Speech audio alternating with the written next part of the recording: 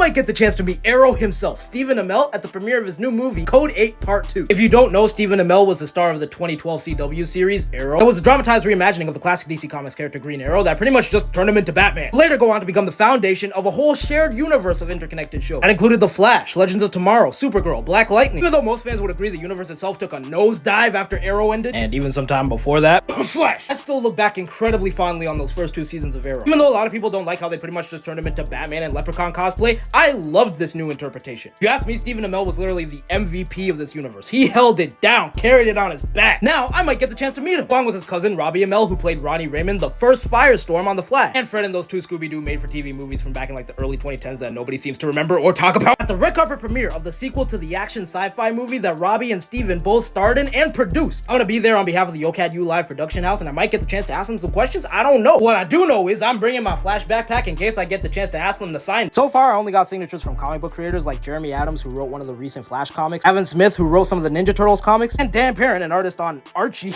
But getting Stephen and Robbie to sign this will be a dream come true. I don't know if it'll happen because these red carpet premieres tend to go pretty quick, but the game is the game. So what questions do you think I should ask Robbie and Stephen Amell at the premiere of Code 8 Part 2? Drop them in the comments below, and if you fly like me, give me a follow. Y'all, I have failed this city. I almost got the chance to meet Stephen and Robbie Amell at the Code 8 Part 2 premiere last night. I was literally like 5 feet away from them, but due to circumstances outside of my control, I missed my chance, and I've been shadowboxing ever since. Yeah, see, there I am. And there's Robbie Amell. Stephen's ahead of him. You can see the corner of my backpack right there. Missed him by a fraction.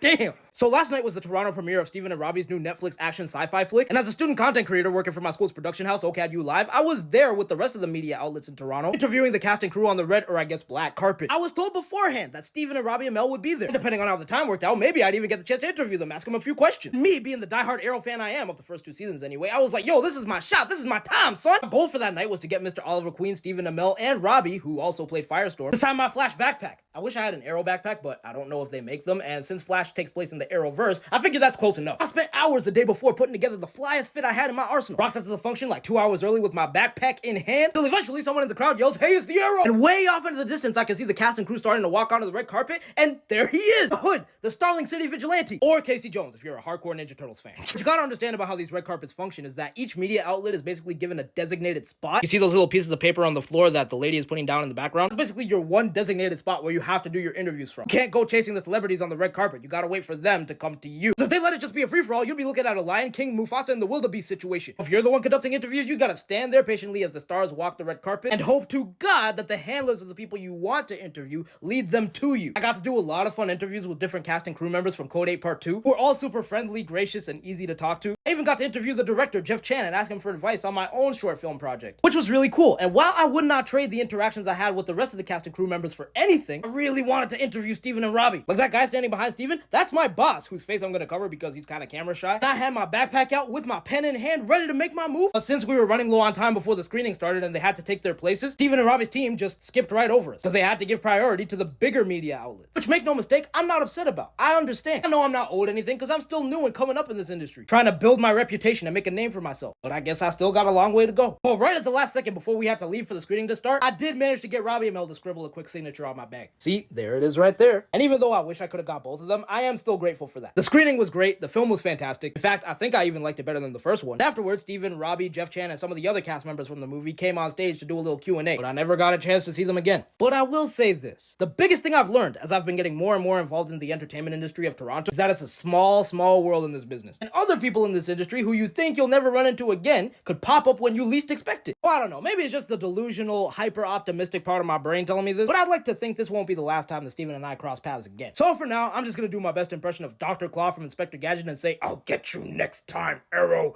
Next time." Since some of y'all were asking in the comments of my Usher video, here are my top 5 favorite Super Bowl halftime performances of all time. Number 5 goes with the Prince performance in 2007. Just a mesmerizing performer to watch on the stage, bro. Guaranteed to get you on your feet. 12 minutes of the artist just shredding it on the electric guitar. It's got this super dope Tron Legacy Blade Runner aesthetic to it. And of course, who could forget the infamous phallic silhouette created by this giant beige sheet he had blown on the stage? I don't care what nobody says, there's no way this shit was not intentional. The artist knew exactly what he was doing. Number 4 goes to The Weeknd in 2021. Maybe I'm just biased because Abel Tesfaye grew up in my hometown of Scarborough, Ontario, and gots to represent. Even though it's not as flashy or bombastic as some of the others on this list, probably the one I find myself going back to rewatch the most. Gives us a medley of his most iconic songs from all his different eras up till that point, and the way it was choreographed was a really creative way to circumvent the COVID restrictions at the time. Also has some of the best set dressing we've ever seen for a Super Bowl halftime show. Did a really great job of capturing his overall vibe and aesthetic. Number 3 goes to the Michael Jackson performance in 1993, mainly because this set was the one that really solidified the idea that the Super Bowl halftime show is a spectacle. The fact that the whole thing started with MJ just standing silently on the stadium like a damn statue while the whole arena went completely bananas is a classic example of the cultural impact of MJ. And while it pains me to put him so low on this list because he's literally my favorite artist of all time, and I appreciate the fact that this was the halftime show that paved the way, if you're asking me based on my personal preference as an MJ fan, the songs that he chose for this set were pretty underwhelming. He did play 2 of my favorites, Jam and Billie Jean. I would have liked to have seen more of a variety of songs from throughout his discography through the years. While I appreciate him wanting to end his performance on a positive, hopeful message, it doesn't make for a very entertaining climax considering how it started. Number 2, Dr. Dre and what I like to call the hip-hop Avengers. This halftime show is nothing short of history in the making. You got Dr. Dre, you got Snoop Dogg, Eminem, Mary J. Blige, Kendrick frickin' Lamar, and 50 Cent. Come on! They even had Anderson .Paak on drums. This performance was the equivalent of when everybody does their part in a group project. Everybody brought their A game. Not a single one of them missed. Especially that chunk from All Right going into Lose Yourself, from the smooth transition to I Ain't Mad At You into Still Dre. Woo! Chills. Literal chills. It was a celebration of hip-hop featuring all the icons of my childhood. But number 1 has got to be Bruno Mars in the Super Bowl 2014 featuring the Red Hot Chili Peppers. We all know 2014 was when Bruno was in his bag. My man pulled out all the stops for this one. This is the kind of performance that I love rewatching in the morning just because it gets me hyped to start my day. It starts off the set with this wicked drum solo, starts busting out the certified bops like Locked Out of Heaven, Treasure, Runaway Baby. It's just everything you can want from a halftime show and more. What were your favorite halftime performances? Let me know in the comments below. If you fly like me, give me a follow. The critics lied to us, y'all. Madam Web is actually a banger movie, and these Google reviews prove it. This one is titled Madam Web, a captivating dive into the web of destiny. As a fan of superhero films, I was thrilled to witness the latest addition to the Marvel Cinematic Universe, Madam Web, portrayed with mesmerizing depth by Dakota Johnson. She navigates the intricate strands of destiny that weave through the universe. From the moment the film begins, viewers are transported into a world where fate and free will collide, where the boundaries between past, present, and future blur into the mesmerizing tapestry of possibilities. One of the standout moments for me is when Madam Web declares,